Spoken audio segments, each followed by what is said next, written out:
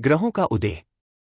मीरा और आदित्य के बीच एक अनजाना सा रिश्ता बन चुका था।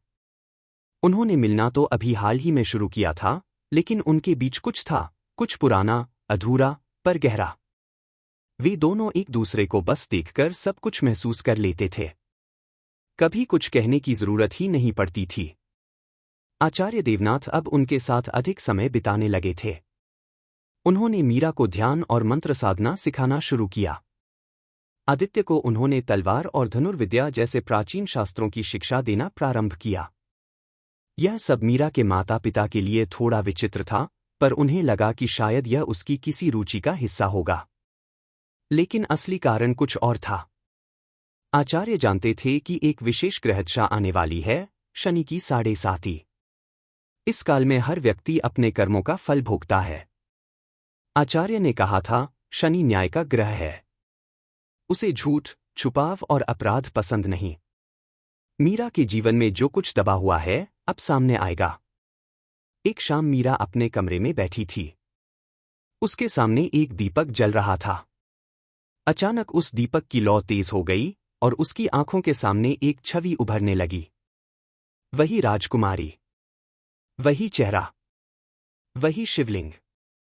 लेकिन इस बार उसने देखा कि उस राजकुमारी के हाथों में एक उज्ज्वल ज्योतिर्लिंग था।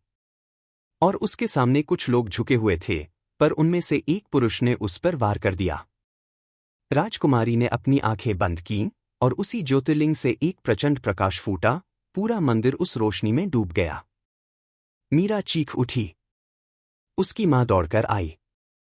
मीरा का शरीर कांप रहा था, वह पसीने से भीग चुकी थी।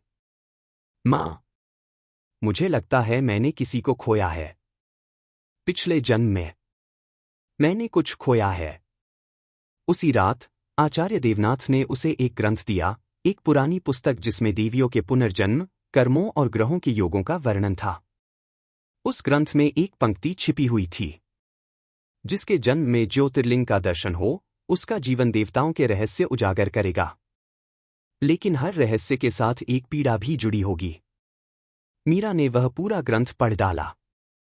उसे पता चला कि उसकी कुंडली में एक और विशेष योग है, चंद्र राहु विष योग, जिसका अर्थ था भूली या दबा दी गई स्मृतियों का लौट आना। अब वे सारे दृश्य, सारे सपने उसके पास लौटने लगे। अगली सुबह आदित्य उससे मिलने आया।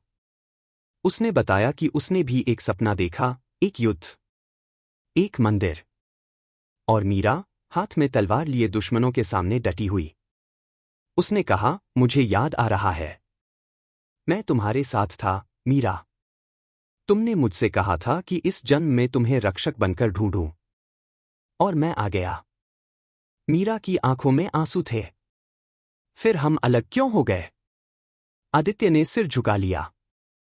क्योंकि हम हार गए थे। उस युद्ध में किसी ने विश्वासघात किया था। तुम्हारा अंत हुआ था। और मैं लौट नहीं सका। तब आचार्य देवनाथ ने उन दोनों से एक बात कही, जो उनके जीवन की दिशा बदलने वाली थी। यह युग बदल रहा है। ग्रह फिर उसी स्थिति में आने वाले हैं।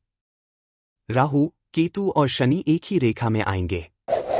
ऐसे में जो कर्म अधूरा रह गया था, वह या तो पूर्ण होगा या विनाश लेकर आएगा।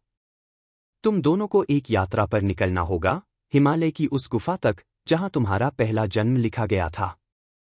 वहीं से आरंभ हुआ था और वहीं अंतिम सत्य छिपा है। उस रात मीरा ने अपनी आंखों में नींद नहीं आने दी। उसने अपनी कुंडली को देखा, ज्योतिर्लिंग की छवि को याद किया और एक निर्णय लिया। मैं जाऊंगी। जो भी सच है उसे सामने लाऊंगी। आदित्य ने उसकी ओर देखा। मैं तुम्हारे साथ हूं। और इसी वचन के साथ मीरा और आदित्य ने अपने कर्मों की यात्रा शुरू की, एक ऐसे मार्ग पर जहां केवल ग्रहों के रंग ही नहीं, उनका प्रकोप भी साथ चलेगा।